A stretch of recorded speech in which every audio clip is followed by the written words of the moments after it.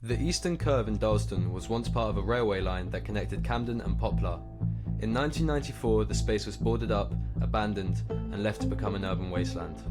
As Dalston was an area which suffered from a lack of quality public spaces, the decision was taken to transform it into a garden in 2010. Dalston is one of Hackney's most populated wards, with a majority of people living in flats where few have access to their own garden.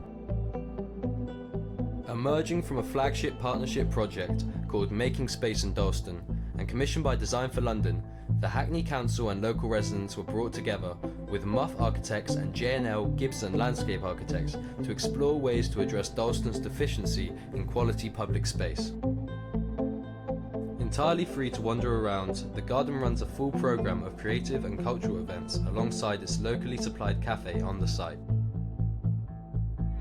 Chat, it's just a good drink. place to go when you don't want to sit in a park. It feels a bit better than a park. Yeah, and it's a bit you more cozy. don't want to spend money in a pub. Yeah, you're not obliged to spend any money here.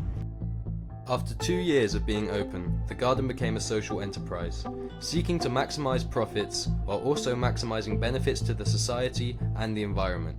Proceeds from the cafe pays for social programmes, the operation of the garden, and the year-round education events.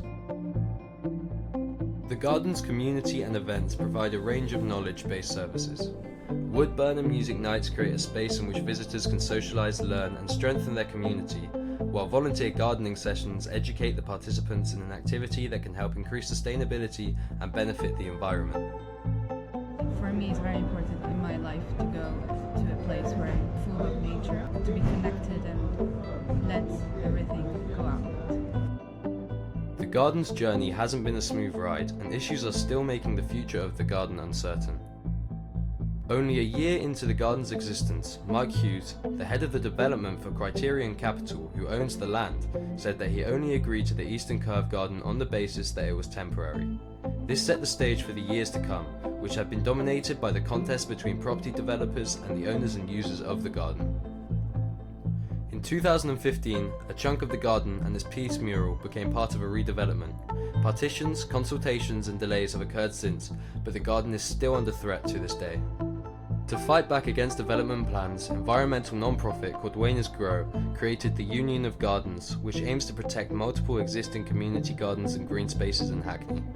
Pressure from communities such as these have created room for conversation, but despite this, the garden cannot be considered as a permanent site and is at risk for the foreseeable future. More recently, an 8-storey residential block was given the go-ahead, raising great concern about the reduction of sunlight that will reach the garden. The politics are complicated. I realise that Hackney Council has lots of policy objectives that needs to be reached, but as I said back then, such a decision is unimaginative and seems to be short-sighted. The Curve Garden situation is not unique. In Croydon, a proposal has been put forth to remove 70 green spaces in the area, while from 2009 to 2012, London lost 216 hectares of open space to housing and mixed-use developments. The knowledge that these green spaces provide are just not considered important enough by developers and corporations who have profit as their main agenda.